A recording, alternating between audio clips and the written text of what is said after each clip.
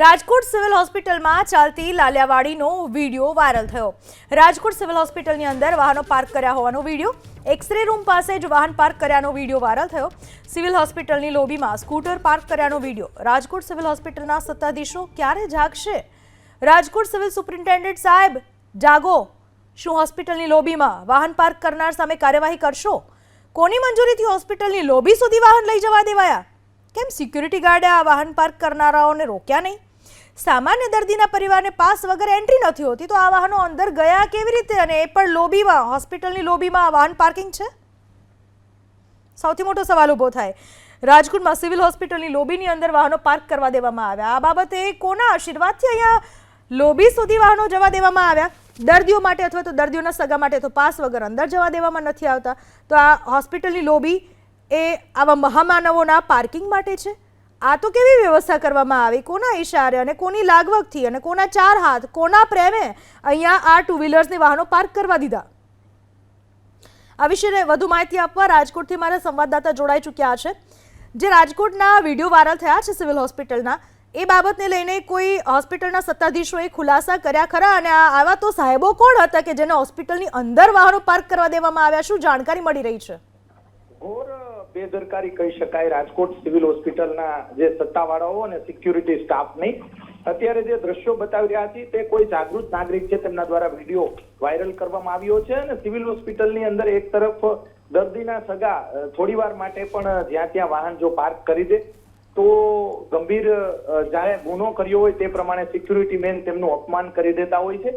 પરંતુ આ જે વિડીયો છે તે સિવિલ હોસ્પિટલનો સ્ટાફ છે તેમના દ્વારા જ આ જે વિડીયો જે નાગરિકો છે તેમના દ્વારા ઉતારવામાં આવ્યો છે, અને સિવિલ હોસ્પિટલનો સ્ટાફ દ્વારા જ આ પાર્કિંગ કરવામાં આવ્યું હોય તે પ્રમાણેના દ્રશ્યો અત્યારે સામે આવ્યા છે। અને હોસ્પિટલનો એક્સરે રૂમ છે, એક્સરે રૂમની જે બાજુમાં જ આ રીતે વાહનો 5 જેટલા વાહનો પાર્ક કરી દીધા છે, જાણે પોતાનું ઘર હોય તે સમજી અને જે કર્મચારીઓ છે તેમના દ્વારા વાહનો પાર્ક કરવામાં આવ્યા છે।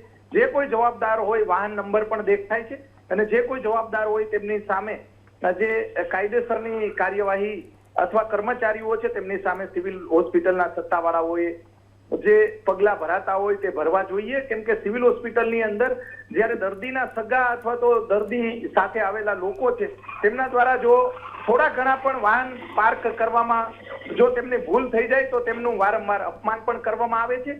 અજાણ્યા વ્યક્તિઓને જે આ રીતે અપમાનિત પણ કરવામાં આવતા હોય છે, ત્યારે આ મામલે ગંભીરતા દાખવી વધુ એક વખત સિવિલ હોસ્પિટલનો આ વિડીયો વાયરલ થયો છે। વારંવાર રાજકોટ સિવિલ હોસ્પિટલની ઘોર બેદરકારી સામે આવતી હોય છે, ત્યારે વધુ એક વખત આ વાયરલ થયો ત્યારબાદ રાજકોટ સિવિલ હોસ્પિટલના પીઆરઓએ પ્રતિક્રિયા આપવાથી ઇનકાર કર્યો। એબીપી અસ્મિતાએ ડોક્ટર મહેન્દ્ર ચાવડાનો સંપર્ક કરવાનો પ્રયાસ કર્યો, પણ પ્રતિક્રિયા આપે બીજા, કારણ કે ખબર જ છે કે ચોખ્ખી આ બેદરકારી, ચોખ્ખી નફટાઈ સામે આવી રહી છે।